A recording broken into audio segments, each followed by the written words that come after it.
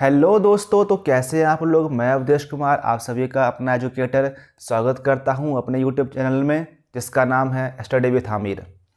जैसा कि हमने लास्ट क्लास में देखा था मैथ मैराथन सेशन 1, जो कि क्लास 12th का इंडिया बुक का मैप था। हमने उसको समझा था, उसके बारे में हमने स्टडी किया था। ठीक है, इंडिया बुक जो है फर्स्ट बुक मानी जाती है, और सेकेंड बुक जो है फंडामेंटल ऑफ फिजिकल ज्योग्राफी, यानी कि जो वर्ल्ड ज्योग्राफी है उसका आज हम मैप कवर करने वाले हैं। कौन से बुक का? ज्योग्राफी का जो वर्ल्ड वाला बुक है पार्ट 2, उसके हम मैप को कवर करने वाले हैं। इसमें हम सभी मैप्स को, चाहे वो ट्रांसपोर्ट का हो, एग्रीकल्चर का हो, या किसी भी चैप्टर्स में मैप अगर डिस्क्राइब किया गया है तो समझेंगे उसमें इंपॉर्टेंट पॉइंट कौन कौन से हैं और क्या क्या सवाल बनने के चांसेस हैं बोर्ड एग्ज़ाम में या फिर CUT एग्ज़ाम में। तो चलिए शुरू करते हैं आज का बेहतरीन क्लास। देखिए, जो पहला मैप आपको दिखाई दे रहा है आपके प्रीफेस पे, आपके डिवाइसेस पे, तो पहला हमारा चैप्टर कौन सा है? वर्ल्ड पॉपुलेशन हमारा पहला चैप्टर है। और यहाँ से सवाल बनने के क्या चांसेस हैं? देखिए, जैसे कि ये मैप है, ये मैप मेनली बात कर रहा है पॉपुलेशन डेंसिटी का। किसका बात कर रहा है? तो ये मैप पॉपुलेशन डेंसिटी का बात कर रहा है। तो जैसा मैंने समझाया था लास्ट क्लास में कि what is a population density, यानी कि 1 स्क्वायर किलोमीटर में कितने में 1 स्क्वायर किलोमीटर में रहने वाले लोगों की संख्या को क्या बोलते हैं? पॉपुलेशन डेंसिटी कहा जाता है।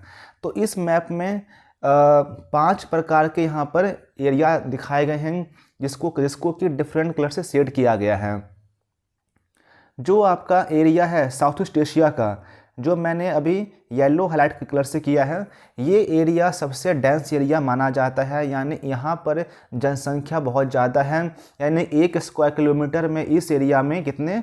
तो 200 लोग यहाँ पर रहते हैं। ठीक है, उसके बाद आप देखेंगे कि जो ऊपर का रीजन है कौन सा, आप ये रीजन देख रहे हैं यहाँ पर, यहाँ पॉपुलेशन लेस देन 1 है। कितना है यहाँ पर? तो यहाँ पर लेस देन 1 पीपल पर स्क्वायर किलोमीटर में रहते हैं। यानी कि यहाँ सवाल क्या बनेगा? यहाँ सवाल बनेगा कि वर्ल्ड में किस एरिया में डेंसिटी सबसे हाई है। आप आंसर क्या देंगे कि साउथ ईस्ट एशिया में। कहाँ पर? तो साउथ ईस्ट एशिया में डेंसिटी सबसे अधिक हाई है। सवाल यहाँ पर बनने के चांस पूरे होते हैं। देखिए, वर्ल्ड मैप में ना या तो सबसे एक्सट्रीम पूछता है या सबसे लोएस्ट पूछता है। हाईएस्ट और लोएस्ट, मिडल वाले सवाल बहुत कम पूछे जाते हैं। तो आपको वर्ल्ड मैप जब करते हैं हमेशा, तो उसमें आपको वर्ल्ड का जो सबसे हाईएस्ट है या सबसे लोएस्ट है, उन दोनों डाटा को याद रखना है। इसी बेसिस पर एग्ज़ाम में सवाल बनते हैं। तो यहाँ से सवाल बनेंगे आपके मेनली 2 टाइप के। तो टाइप पहला क्या है यहाँ पर कि सबसे अधिक कहाँ पर है जनसंख्या का डेंसिटी देखा जाए अगर, तो वो हमारे दक्षिण पूर्व एशिया यानी साउथ ईस्ट एशिया में है। और सबसे कम कहाँ देखेंगे? आपका जो नॉर्थ पोल के नज़दीक इलाका है, वहाँ पर डेंसिटी सबसे कम है। चलिए बढ़ते हैं हम अब अपने नेक्स्ट मैप की तरफ। नेक्स्ट मैप हमारा नेक्स्ट चैप्टर से है, जिसका नाम है प्राइमरी एक्टिविटी। ठीक है दोस्तों, तो इसमें देखेंगे हम कि एग्रीकल्चर कहाँ कहाँ हो रही हैं और कौन कौन से टाइप के एग्रीकल्चर हम मेनली यहाँ पर समझेंगे।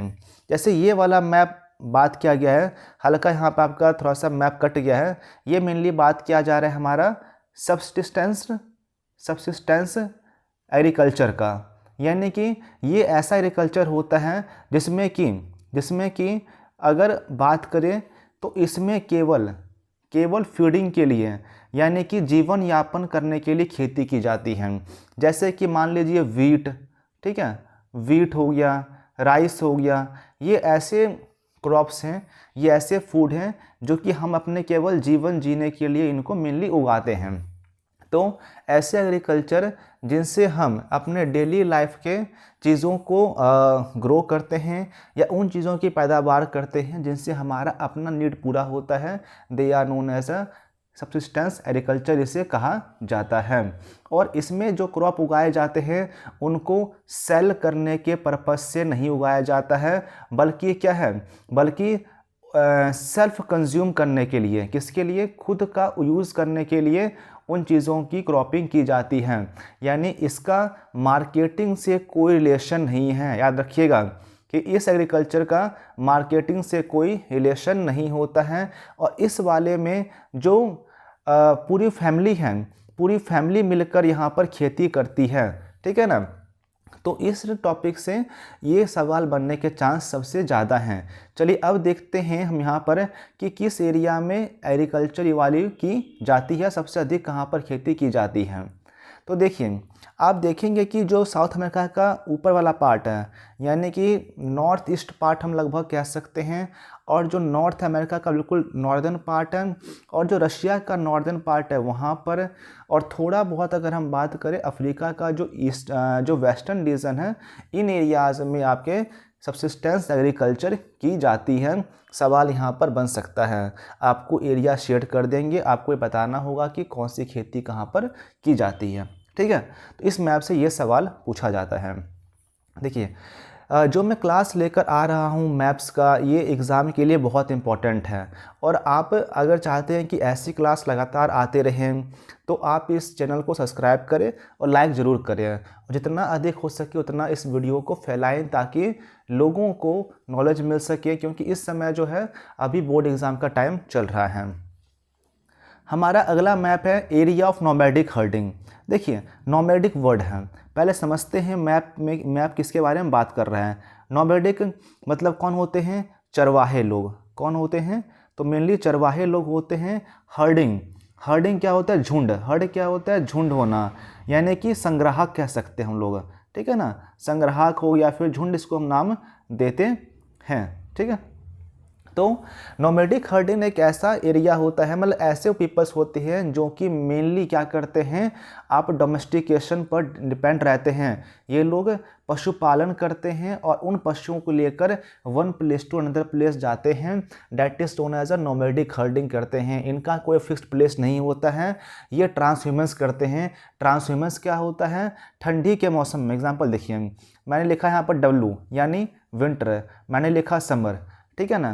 यानी जब कोई नोमैडिक्स, जब कोई चरवाहे ठंडी के मौसम में कहाँ जाएंगे, तो आप गर्मी इलाके में जाते हैं, और गर्मी के टाइम में ठंडी इलाके में जाते हैं। इस पैटर्न को जो नाम दिया जाता है, इस पैटर्न को जो नाम देते हैं, इसी को हम लोग ट्रांसह्यूमेंस कहते हैं। ऋतु प्रवास हिंदी में कहा जाता है, ट्रांसह्यूमेंस का इसको नाम दिया जाता है, ठीक है। तो सवाल पूछा जा चुका है सीबीएसई के द्वारा कि ट्रांसह्यूमेंस क्या होता है। अब देखते हैं कि पूरे वर्ल्ड में nomadic herding agriculture nomadic herding mainly कहाँ पर होता है, ठीक है। आप देखिए जो आपका इलाका है ना, अफ्रीका का इलाका, जो ये रीजन है देख रहे हैं आप, अफ्रीका से लेकर के पूरा अरब पेनिनसुला, और जो नॉर्थ ईस्टर्न एशिया है, जो नॉर्थ ईस्ट एशिया वाला पार्ट है, ये मेनली रीजन माना जाता है नोमैडिक हर्डिंग के लिए, क्योंकि ये ऐसा एरिया है ना। आप अगर क्लाइमेटिक रीजन भी देखेंगे तो इन एरियाज़ में आपको क्या है, ये आपके एरिया मेनली ट्रॉपिकल रीजन मिलते हैं, यानी यहाँ पर गर्मी ज़्यादा होती है। और जहाँ गर्मी ज़्यादा होगी आप जानते हैं इजली कि वहाँ पर चरवाहे यानी नोमैडिक लाइफ लोग ज़्यादा जिएंगे, नोमैडिक स्टाइल ज़्यादा होगा। डेट्स रीज़न इन एरिया में आपको नोमैडिक हर्डिंग दिखाई देगा। आप देख रहे हैं कि नॉर्थ अमेरिका, साउथ अमेरिका में उतना ज़्यादा आपको हर्डिंग या चरवाहे नहीं दिखाई देंगे। तो आपको रखना है याद, अरब पेनिनसुला और जो आपका रीजन है नॉर्दर्न अफ्रीका वाले रीजन है, इन एरिया में नोमैडिक हर्डिंग होती है, ठीक है। चलिए बढ़ते हैं हम अपने अगले मैप की तरफ। हमारा अगला मैप आ गया है अब area of commercial live stock rearing. देखिए यहाँ पर 3 वर्ड हैं। पहला वर्ड हमारा कौन सा है यहाँ पर, डैट इज़ अ कॉमर्शियल। तो कॉमर्शियल मतलब क्या होता है, कुछ भी चीज़ ऐसा जो कि हम सेल करने के पर्पस से बनाते हैं या क्रॉपिंग करते हैं, that is known as a commercial, ठीक है। हमारा वर्ड है लाइव स्टॉक। लाइव स्टॉक मतलब क्या होता है, आप इसको एनिमल हस्बेंड्री से जोड़ करके देख सकते हैं। किससे, एनिमल हस्बेंड्री से। हमारे इसमें अगला वर्ड क्या है, रियरिंग। रियरिंग मतलब क्या होता है, कुछ चीज़ निकालना होता है, रियर करना, ठीक है ना। जैसे कि मान लीजिए शिप है, तो शिप के जो बाल होते हैं हम उनसे क्या है, वूल निकाल लेते हैं, इसको हम रेयरिंग करने का काम कहते हैं। यानी जब एनिमल को डोमेस्टिकेट किया जाता है, ठीक है ना, रेयरिंग करने के पर्पज़ से, और उनसे जो हमें सामान मिलेगा उसको हम जब सेल कर देते हैं, तो ये पूरा सिस्टम कहलाता है कॉमर्शियल लाइव स्टॉक रेयरिंग। दोबारा सुनिए ध्यान से, जब हम एनिमल का डोमेस्टिकेशन के पर्पज़ से उसको हम पालतू बनाते हैं और उनसे मिले सामानों को हम सेल करते हैं प्रॉफिट के लिए या फिर अपने जीवन यापन के लिए, that is known as a commercial livestock rearing. सिर्फ मैप रट्टा मारना ये कोई बेनिफिट वाला काम नहीं है।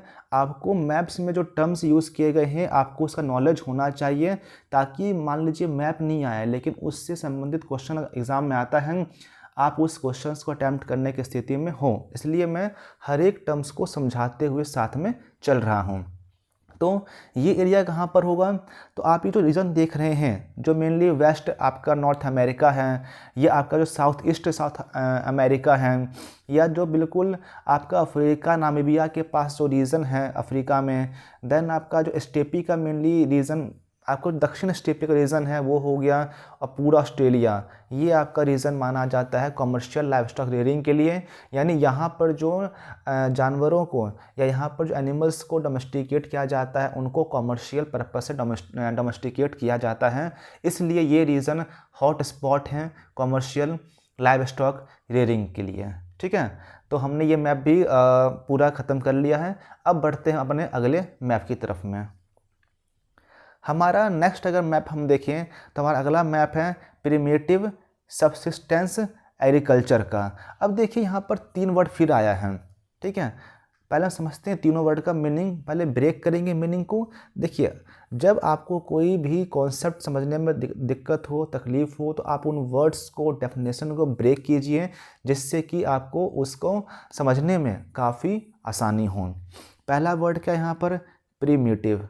नाम ही है प्रिमिटिव यानी आदिकालीन, यानी कि जो बहुत पुरातन हो, बहुत प्राचीन हो, बहुत पुराना हो, उसे हम प्रिमिटिव नाम देते हैं। ठीक है ना, इजी लिखूँ तो मैं ओल्ड इसको नाम दे सकते हैं। अगला हमारा वर्ड है सबसिस्टेंस। क्या वर्ड है हमारा अगला वर्ड है सबसिस्टेंस, यानी कि ऐसा कोई चीज़ जो हम क्या कर सकते हैं, सेल्फ कंज्यूम करने के लिए, खुद के लिए हम कुछ चीज़ बना रहे हैं, कुछ चीज़ उगा रहे हैं, that is known as a subsistence कहा जाता है। अगला क्या है, एग्रीकल्चर। ये तो बहुत इजी सिस्टम है, आप सब जानते होंगे। अब इसको हम ऐड करते हैं, प्रिमिटिव प्लस में, ठीक है। अब देखिए हमारा यहाँ पर क्या प्रिमिटिव है, देन इस सिस्टम में क्या होता है कि यहाँ पर खेती कैसे की जाएगी, तो यहाँ पर एग्रीकल्चर क्या है, खुद के लिए किया जाएगा, सेल्फ कंज्यूम होंगे। ठीक है, और साथ में ओल्ड टेक्निक से, जब आप पुराने तकनीक का यूज़ करके, ओल्ड टेक्नोलॉजी का यूज़ करके एग्रीकल्चर करते हैं, तो उसको नाम दिया जाता है प्रिमिटिव सबसिस्टेंस एग्रीकल्चर का नाम उसको हम देते हैं। यानी ओल्ड टेक्नोलॉजी, ऐसे कैसे क्या हो गया, हो गया, प्लो हो गया, इन सब का यूज़ करके हम इसमें खेती करते हैं। ठीक है, चलिए अब हम बढ़ते हैं मैपिंग के सिस्टम की तरफ कि मैप में क्या बात किया जा रहा है। मैं हर चीज़ को यहाँ पर सेफ बगल में रख दे रहा हूँ, ताकि आपको जब PDF देखेंगे तो आपको यहाँ से ईज़िली कंटेंट मिल जाएगा। ठीक है, चलिए अब देखते हैं मैप में। तो अब नाम ही क्या, प्रिमिटिव है, पुराने सिस्टम से एग्रीकल्चर्स में होती हैं। तो जो नॉर्थ पूरा आपका साउथ अमेरिका है, ये रीजन हो जाएगा। फिर आपका सेंट्रल जो अफ्रीका है, आपका ये वाला पार्ट हो जाएगा। जो पार्ट है थोड़ा सा चाइना इंडोनेशिया वाला इलाका, वो हो जाएगा। और फिलीपींस, मनीला, ये जकार्ता साइड आपका जो हो गया, ये रीजन भी आपका इस तरह के एग्रीकल्चर के लिए मेनली माना जाता है। ठीक है, तो सवाल यहाँ पर ऐसे ही बनते हैं कि कौन से एरिया में किस तरह की एग्रीकल्चर होती है। आपको रीज़न को शेड करके दे देंगे, आपको समझाना होगा कि कौन सा खेती प्रकार यहाँ पर पाया जाता है। ठीक है, चलिए अब बढ़ते हैं आगे। यहाँ पर 2 तरह की खेती बात की जा रही है। पहला है वेट और सेकेंड है अदर क्रॉप डोमिनेटेड। ठीक है ना, यानी एक ऐसा रीजन जहाँ पर राइस का डोमिनेंट क्रॉप है। ठीक है, एक ऐसा रीजन जहाँ पर राइस के अलावा, राइस के एक्सेप्ट अदर भी क्रॉप वहाँ पर उगाए जाते हैं। तो कौन सा रीजन मेनली है ये, आप जो देख रहे हैं ना, नॉर्थ ईस्ट इलाका, और जो मेनली दक्षिणी इलाका है इंडिया का, यानी ईस्टर्न कोस्ट, वेस्टर्न कोस्ट और जो नॉर्थ ईस्ट रीजन है, ये आपका मेनली माना जा सकता है कौन सा, तो ये आपके राइस क्रॉपिंग के लिए ज़्यादा फेवरेबल हैं।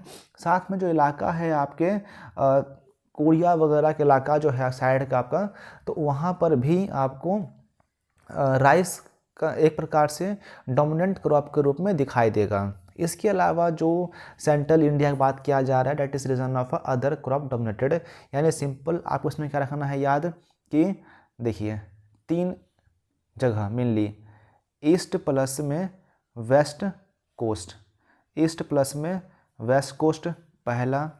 सेकेंड अगर आप देखेंगे तो north east India, north east India, आपको यही केवल 2 रखने हैं मेनली याद, जहाँ पर कौन सा, जहाँ पर आपका वेट, ठीक है, जहाँ पर वेट राइस क्रॉपिंग की जाती है, जहाँ पर वेट राइस क्रॉप का डोमिनेंट ऐसा क्रॉप माना जाता है। तो ये 2 आपको रीज़न रखने हैं याद, एग्ज़ाम में सवाल मेनली यहीं से पूछा जाएगा। ठीक है, चलिए अब बढ़ते हैं हम अपने अगले मैप की तरफ में। हमारा अगला मैप है एक्सटेंसिव कॉमर्शियल ग्रेन फार्मिंग। फिर वही शब्द आ गया, वर्ड हमारा क्या, कॉमर्शियल, यानी कि सेल करने के पर्पज से। वर्ड है ग्रेन, यानी कि अनाज, फार्मिंग एंड एग्रीकल्चर, यानी जब हम अनाज उगाते हैं कॉमर्शियल पर्पज से, जब अनाज उगाते हैं सेल करने के पर्पज से, that agriculture is known as a extensive commercial grain farming. ठीक है, जब हम अनाज को उगाते हैं सेल करने के पर्पज से, तो उसे हम लोग एक्सटेंसिव कॉमर्शियल ग्रेन फार्मिंग का नाम देते हैं। इसमें देखते हैं कि इसमें कौन कौन सा मेनली मेजर एरिया है जहाँ पर ऐसे तरह की एग्रीकल्चर होती हैं। तो इसमें मेनली आप देख रहे हैं कि जो यूरोप और जो रशिया का पार्ट है मेनली, वहाँ पर इस तरह के एग्रीकल्चर्स मेनली होते हैं। और जो वेल्ड रीजन है, veld region of South Africa का जो बिल्कुल दक्षिण टिप है, तो ये 2 मेन रीजन है जहाँ पर एक्सटेंसिव कमर्शियल ग्रेन फार्मिंग होती है। तो ये इतना कुछ खास इंपॉर्टेंट मैप हमारे लिए है भी नहीं, तो यहाँ इस मैप से सवाल बनने के चांसेस बहुत ही कम होते हैं। हमारा अगला मैप है मिक्स्ड फार्मिंग, इंपॉर्टेंट है।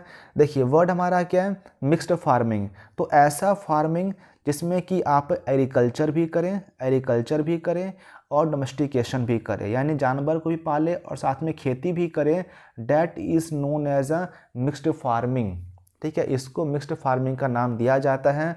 अगर इसमें रखना हो रीज़न याद, तो आप स्टेपी का रीज़न जो है, जो स्टेपी का रीज़न है, आप इसको याद रखिएगा मिक्स्ड फार्मिंग के लिए। यूरोप खासकर कंटिनेंट भूलिएगा नहीं, मिक्स्ड फार्मिंग के लिए वहाँ पर बहुत ही मेजरली और डोमिनेंट तरीके से मिक्स्ड फार्मिंग की जाती है। कहाँ पर, यूरोप में। ठीक है, इस मैप में केवल यही एक साइट है जो कि सबसे अधिक महत्वपूर्ण मानी गई है। अगला हमारा मैप है डेयरी फार्मिंग। डेयरी फार्मिंग में आपका जो नॉर्दर्न यूरोप है ये वाला पार्ट, और जो बिल्कुल ईस्टर्न जो पार्ट है नॉर्थ अमेरिका का, और आपका जो साउथ ईस्ट ऑस्ट्रेलिया वाला पार्ट है, ये इम्पॉर्टेंट है, याद रखिएगा। 3 एरिया है यहाँ पर जहाँ डेयरी फार्मिंग होती है मेनली, तो eastern north America, northern Europe और जो साउथ ईस्ट ऑस्ट्रेलिया है यहाँ पर की जाती है। डेयरी फार्मिंग क्या होती है, वैसे फार्मिंग जिसमें क्या एनिमल को डोमेस्टिकेट किया जाता है उनके मिल्क के लिए, that is known as a dairy farming उसको कहा जाता है। ठीक है, देखिए अब हम पहुंच चुके हैं एकदम न्यू चैप्टर पर, उसका नाम है ट्रांसपोर्ट एंड कम्युनिकेशन। इसमें कुछ रेलवेज की बात की गई है, जैसे कि trans Siberian, trans Canadian railway जो है ये, ठीक है ना। तो इसमें हम मेनली देखेंगे कि किस तरह के सवाल यहाँ पर पूछता है CBSE। पहला, आपको ये मैप दिया जाएगा एग्ज़ाम में, ठीक है। इसके बाद जो एंड पर हमारे स्टेशन हैं, आपको उनके नाम याद होने चाहिए, ठीक है। एंड पर जो स्टेशन है नाम याद होने चाहिए। इसके अलावा कौन से सी को टच करता है ये आपको ये भी याद रखना है। और कभी कभी थोड़ा टफ करने के लिए ये आपको इसमें जो स्टेशंस होते हैं इनका आपको ईस्ट टू वेस्ट या फिर वेस्ट टू ईस्ट इसका क्रोनोलॉजी पूछ लेता है, ठीक है। इसका क्रोनोलॉजी भी पूछ लेता है कि लगाइए इसको असेंडिंग डिसेंडिंग या फिर ईस्ट टू वेस्ट या वेस्ट टू ईस्ट के ऑर्डर में, ठीक है। तो इसमें पहला हमारा कौन सा है, वो नाम है ट्रांस साइबेरियन रेलवे। तो आपको मेनली कहाँ मिलेगा, ये पहला पॉइंट जो कहाँ मिलेगा, डेट इज़ इन रशिया। कहाँ मिलेगा, तो ये हमें रशिया में दिखाई दे रहा है। इसका सबसे ईस्टर्न एंड पर स्टेशन कौन सा है, उसका नाम है व्लादिवोस्तोक। क्या नाम है, व्लादिवोस्तोक। सबसे वेस्ट में कौन सा है, नाम है सेंट पीटर्सबर्ग। रखना है याद। सबसे ईस्ट में कौन सा है, व्लादिवोस्तोक। सबसे वेस्ट में कौन सा है, सेंट पीटर्सबर्ग। मैं यहाँ पर लिख भी दे रहा हूँ, ये आपका वेस्ट हो जाएगा। रुकिए, ये आपका वेस्ट होगा, ये आपका ईस्टर्न वाला पार्ट माना जाएगा। इसके बाद में हम देखते हैं यहाँ पर कि कौन सा सी है। एक है बाल्टिक सी, फिर हमारा एक आ जाएगा इसके बाद में सी ऑफ ओखोतस्क। ये मेनली कहाँ है, आपके जापान का इलाका है ये। और मेन पूछा जाए ना मेन सी आपको, तो आप यहाँ पर रख सकते हैं याद, कौन सा, तो आपको पैसिफिक यहाँ पर याद रख लेना है, पैसिफिक सी है। ठीक है। इसके अलावा इसमें मेन कौन से स्टेशन है इसके बारे में सवाल बनने के चांस ज़्यादा हैं। मेन आपको रखना है याद, मॉस्को पूछा हुआ एग्ज़ाम में है, और चीता स्टेशन भी पूछा हुआ है। साथ में याकतेरिनबर्ग, कौन सा, याकतेरिनबर्ग। ये स्टेशंस के नाम आपको रखने हैं याद। सबसे वेस्ट में कौन सा है, सेंट पीटर्सबर्ग। ईस्ट में कौन सा है, व्लादिवोस्तोक। सी कौन से हैं, बाल्टिक सी ऑफ ओखोतस्क और पैसिफिक सी। ये रहा पूरी जानकारी आपके सामने ट्रांस साइबेरियन रेलवे का। अब आता है ट्रांस कैनेडियन रेलवे। सवाल पहला, ये कहाँ पर है, तो ये हमारे कनाडा में है। कहाँ पर है, कनाडा में मिलता है ट्रांस कैनेडियन रेलवे। यहाँ पर कौन सी सी ज्वाइन करते हैं mainly, Pacific ocean, Atlantic ocean. दो रखने हैं याद हमेशा, पैसिफिक ओशन, अटलांटिक ओशन है। ठीक है। इसके बाद अगर बात करें ईस्टर्न मोस्ट स्टेशन कौन सा है इसका, उसका नाम है हैलिफैक्स, या फिर सिडनी से बोलेंगे आप, क्या बोलेंगे, सिडनी बोलेंगे, जो सबसे एंड पर, ईस्टर्न एंड पर आपका स्टेशन पाया जाता है। और वेस्ट में पूछा जाए तो वैंकूवर, कौन सा है वेस्ट में, तो आपका वेस्ट में है वैंकूवर। ईस्ट में कौन सा है, सिडनी है। ठीक है। इसके अलावा और इसमें कौन से स्टेशन इंपॉर्टेंट हैं, एक आपका है विनीपेग। क्या नाम है, विनीपेग, रखना है इसको याद। हैलिफैक्स पूछा हुआ है, मॉन्ट्रियल पूछा हुआ है, और क्यूबेक पूछा हुआ है। मैं आपको इसलिए बोल रहा हूँ रखना है नाम याद स्टेशंस के, क्योंकि सीबीएसई नहीं तो CUET गारंटी सवाल यहाँ से पूछता है यूजी एग्ज़ाम में। यानी जब आप इंट्रेंस एग्ज़ाम देने जाएंगे तो आपको वहाँ मैप भी नहीं मिलेगा, आपको केवल वहाँ पर करना होगा याद कि असेंडिंग डिसेंडिंग ऑर्डर क्या था, नॉर्थ से ईस्ट में या फिर ईस्ट टू वेस्ट में क्या क्रोनोलॉजी लगा हुआ था। तो आपको इन चीज़ों को एकदम माइंड में रखना है याद। ये नहीं कि सिर्फ बोर्ड एग्ज़ाम आया हमने रखा या फिर भूल गए, नहीं, आपको आगे CUT भी देना है, तो उसमें सवाल पूछे जाते हैं बिना मैप प्रोवाइड कराए हुए, इसलिए याद रखना है लंबे समय तक। हमारा अगला है अब ऑस्ट्रेलियन ट्रांस कॉन्टिनेंटल रेलवे। तो ये मेनली कहाँ मिलेगा, ऑस्ट्रेलिया में। कहाँ पर है, ऑस्ट्रेलिया में है ये। उसके बाद में देखते हैं इसका सबसे ईस्टर्न रेलवे कौन सा है, उसका नाम है सिडनी। सबसे वेस्ट में कौन सा है, पर्थ है। सबसे ईस्ट में कौन सा है, सिडनी। सबसे वेस्ट में कौन सा है, पर्थ। ओशन कौन सा यहाँ पर है, उसका नाम है अपना ocean, that is Indian ocean. क्या नाम है, इंडियन ओशन है, जो कि कवर कर रखा है ऑस्ट्रेलियन ट्रांस कॉन्टिनेंटल रेलवे को। इसमें मेन हमारे स्टेशन कौन से हैं, तो देख लीजिए। इसमें जो सवाल पूछते हैं कि ब्रोकन हिल सवाल पूछा हुआ है, मेलबर्न पूछा हुआ है, ठीक है ना। यहाँ पर 2 पोर्ट दिया गया है, पोर्ट ऑगस्ट, पोर्ट प्राई। ये सवाल यहाँ पर पूछे जाते हैं। इसमें स्टेशन मेन कौन सा है, तो आपको ट्रांस कैनेडियन, ट्रांस साइबेरियन, इन दोनों को रट कर जाना है। अधिकांश सवाल यहीं से पूछे जाते हैं। चलिए अब बढ़ते हैं नेक्स्ट मैप की तरफ। इस मैप से 2 क्वेश्चन पूछा जा चुका है, किसमें, CUET में सवाल 2 यहाँ पर पूछा गया इस मैप से। अब देखिए यहाँ पर 2 डिस्क्राइब किया गया, एक हमारा है मेजर सी रूट, ठीक है, कौन सा है, एक है मेजर सी रूट, और आपको एक यहाँ पर दिख रहा है मेजर, यहाँ पर सी पोर्ट, ठीक है ना, सी रूट और सी पोर्ट। तो सवाल कैसे बनेगा, एग्जांपल लेता हूँ। मान लीजिए सी पोर्ट का अगर हम यहाँ पर बात करें, एक केप टाउन हम उठा लेते हैं एग्जांपल के लिए, उठाते हैं न्यूयॉर्क को। देन हम लेते हैं डरबन को, और हम लेते हैं यहाँ पर थोड़े से सुएज़ को, ठीक है ना। मान लीजिए एग्जांपल मैंने 4 यहाँ पर मैप मैंने यहाँ पर मार्क कर दिया। तो सवाल क्या पूछेगा, सवाल पूछेगा कि आपको नाम देगा New York, Suez, Durban, Cape Town. आपको रखना है याद माइंड में, क्योंकि आपको COT एग्ज़ाम में मैप नहीं मिलने वाला है। तो न्यूयॉर्क देगा आपको, सुएज़ देगा, डरबन देगा, केप टाउन देगा, कहेगा इसको आप अरेंज कीजिए नॉर्थ से साउथ में। तो आपको ये क्वेश्चन तभी टैकल कर पाएंगे जब आपको एकदम क्लियर कट याद हो मैप में कि New York, Suez, Durban, Cape Town का पोजीशन क्या है। अगर नहीं होगा याद तो आप ये क्वेश्चन तुक्का मारेंगे, जिसमें कि सही होने के चांसेस मिनिमम हो जाते हैं, ठीक है ना। और ऐसे ही एग्जाम्पल हम लेते हैं अब मेजर सी रूट के, ठीक है। तो देखिए सी रूट सवाल कम ही बनता है, क्योंकि सी रूट देखिए आपको यहाँ पर एक फिक्स्ड सी रूट नहीं है, यहाँ पर सी रूट कई सारे हैं। तो आपको यहाँ क्या रखना है याद, केवल मेजर सी पोर्ट कौन से हैं, और यहाँ पर उसका अरेंजिंग लगाने के लिए आपको आना चाहिए, सवाल पूछा जा चुका है। अगला आता है सुएज़ कैनाल। ये सुएज़ कैनाल, पनामा कैनाल, दो ऐसे कैनाल है वर्ल्ड में, दो ही तो सबसे बेस्ट और सबसे मोस्ट मतलब कि बातचीत वाला कैनाल है, जहाँ पर इनका यूज़ आप अखबारों में देखेंगे, बुक्स में पढ़ेंगे। तो ये दो कैनाल इंपॉर्टेंट हैं। यहाँ पर क्या पूछता है, सबसे नॉर्दर्न पॉइंट कौन सा है, तो पोर्ट सईद। क्या है इसका, पोर्ट सईद। सबसे दक्षिण कौन सा है, सुएज़। नॉर्दर्न कौन सा है, मैं आप लिख दे रहा हूँ, नॉर्दर्न कौन सा है, पोर्ट सईद। साउथ में कौन सा है, सुएज़, इंपॉर्टेंट है।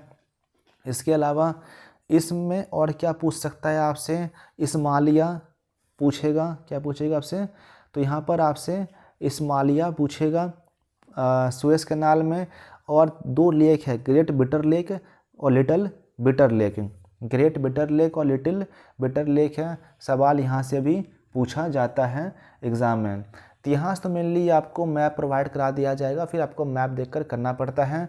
और सबसे मेन ये दो सी को जोड़ता है, एक है हमारा मेडिटेरियन सी, एक हमारा है गल्फ ऑफ सुएज। किसको जोड़ता है, मेडिटेरियन सी को गल्फ ऑफ सुएज से जोड़ता है। अब देखिए कभी कभार आपको गल्फ ऑफ सुएज ना दे करके यहाँ पर नाम लिख देगा, क्या नाम यहाँ लिख देगा आपका, रेड सी, रखना है याद, ये सही लिखा हुआ है, यानी ये मेडिटेरियन सी और रेड सी को ज्वाइन करता है कौन, सुएज कैनाल। अब हम देखते हैं अबाउट पनामा कैनाल। तो पनामा कैनाल सबसे उसका उत्तरी भाग कौन सा है, कोलोन। नॉर्थ में क्या है, कोलोन। साउथ में क्या है, पनामा। नॉर्थ में क्या है, कोलोन, साउथ में क्या है, पनामा। सवाल यहाँ से पूछता है नॉर्थ का और साउथ का। किन ओशंस को ज्वाइंट करता है, एक हमारा है अटलांटिक को मेनली जोड़ता है पैसिफिक से, किससे, अटलांटिक को जोड़ता है पैसिफिक से। इसमें ये दो चीज़ आपको रखना है याद। और यहाँ पर एक है गटूम डैम एंड लॉक। अच्छा एग्जाम पूछ सकता है गटूम डैम एंड लॉक किस कैनाल पर बेस्ड हैं, तो ये पनामा कैनाल पर बेस्ड हैं। ये आपको कहाँ मिलेगा पनामा कैनाल, जो आपको सेंट्रल अमेरिका है, ठीक है ना, सेंट्रल अमेरिका है, या विट पनामा इस्थमस आपको मिलेगा मेनली, जो कि चलिए आपको दिखाता हूँ मैं ऐसा मैप ड्रा करके यहीं पर थोड़ा सा। ये हमारा हो गया नॉर्थ अमेरिका और हमारा ये हो गया, ठीक है, साउथ अमेरिका। तो जो ये वाला पोर्शन है, ये वाला पोर्शन है, ये है हमारा क्या, that is known as a Panama canal. तो इसी को ही पनामा कैनाल का नाम दिया जाता है। और ये स्थमस है, पनामा स्थमस भी से कहा जाता है, ठीक है। तो सवाल यहाँ से एग्ज़ाम में पूछा जाता है। अब हम आ चुके हैं वाटर वेज पे, ठीक है। वाटर वेज पे भी सवाल बनता है। राइन वाटर वे इम्पोर्टेंट है और एग्ज़ाम में पूछा जा चुका है। तो यहाँ पर सबसे नॉर्दर्न वाला पार्ट जो जोड़ता है उसका नाम क्या है, देख लेते हैं। एक का नाम हमारा आ गया यहाँ पर, ये लिखा हुआ है रोटर डैम। क्या लिखा है, रोटर डैम लिखा हुआ है। और ये वहाँ लिखा हुआ है Basel. Basel it is in Switzerland. Basel का है, स्विट्ज़रलैंड में है। और हम बात करें अगर एक आपका कंट्री होगा यहाँ पर नीदरलैंड। क्या नाम है, नीदरलैंड एंड स्विट्ज़रलैंड, दो कंट्री को ज्वाइंट करता है, नीदरलैंड को और स्विट्ज़रलैंड को, ये ज्वाइंट करने का काम मेनली करता है। उसके बाद अगर हम देखें यहाँ पर नदियों को, रिवर्स को, तो यहाँ पर आपका राइन रिवर इम्पोर्टेंट है, राइन रिवर है, ठीक है। राइन रिवर पे ही मेनली ये बनाया गया है। ब्लैक फॉरेस्ट रखना है याद। उसके बाद में आपको यहाँ पर एक आपका है नेकॉर रिवर, नेकॉर रिवर, और एक है मेन रिवर, ठीक है। तो ये भी इम्पोर्टेंट है। और साथ में यहाँ पर कंट्री भी कुछ हैं। लग्जमबर्ग कहाँ कहाँ से पास होता है? लग्जमबर्ग, नीदरलैंड, जर्मनी, फ्रांस, ठीक है ना। इन कंट्रीज से ये पास होकर के राइन वाटरवे बनता है, ठीक। तो आपको रखना है याद राइन वाटरवे। और ये किस कंटिनेंट में है? सवाल आपसे ये भी बन सकता है किस कंटिनेंट में है, तो रखना है याद कि ये आपका यूरोप में है। कहाँ पर है? It is in a Europe continent, ठीक है। अब हमारा सबसे अंतिम मैप, मेजर एयरपोर्ट, देख करके एकदम लग रहा है कि कितना याद रखें कितना याद नहीं रखें। आपको मेन रखना है केवल याद। जैसे लंदन हो गया, पेरिस हो गया, तो मेनली जो कैपिटल है ना, किस वाले को, जो कैपिटल हैं कंट्री के, आपको उनके केवल एयरपोर्ट्स को रखना है याद। सवाल वहीं से बनता है कि लंदन, पेरिस, न्यूयॉर्क, ठीक है। न्यूयॉर्क हो गया आपका, अमृतसर, कराची, मुंबई वगैरह, यहाँ से ही आपके सवाल बनते हैं। तो हमने पूरा यहाँ पर देखा और हमने पूरा समझा यहाँ पर कि किस तरह से मैप इम्पॉर्टेंट है। उसके बाद में हमने देखा कि मैप में सवाल कैसे बनेंगे। अगर पहला बात करूँ तो नॉर्थ टू साउथ सवाल आपका यहाँ पर बन सकता है। कौन सा बनेगा सवाल यहाँ पर? नॉर्थ टू साउथ बन सकता है। सेकंड अगर देखा जाए आपका ईस्ट टू वेस्ट सवाल बन सकता है, ये हो गया। थर्ड क्या होगा यहाँ पर? आपको रीजन, जो क्षेत्र है, जो इलाका है, वो आपको शेड करके दिया जाएगा और सवाल वहाँ से पूछ सकता है, ठीक है। तो ये कुछ पैटर्न है सवाल बनने के मैप बेस्ड से। और आपको एग्ज़ाम में 5 मार्क्स का, कितने मार्क्स का? 5 मार्क्स का सवाल यहाँ से पूछा जाता है। तो आज अपना क्लास यहीं पर रखते हैं, ठीक है। और हम नेक्स्ट क्लास में मैं लेकर आने वाला हूँ ज्योग्राफी। क्या? ज्योग्राफी का 2024 पेपर का पूरा सॉल्यूशन, 2024 PYQ का फुल सॉल्यूशन मैं लेकर आने वाला हूँ। तो आप उसको ज़रूर देखिएगा। उसमें मैं सॉल्यूशन में कि आंसर कैसे लिखा जाता है, पॉइंट वाइज कैसे लिखे जाते हैं, सब सवाल वहाँ से आपको ईज़िली बन जाएंगे, सवाल मिल जाएंगे। आज के लिए थैंक यू। मिलते हैं अगले क्लास में। जय हिंद, गुड नाइट।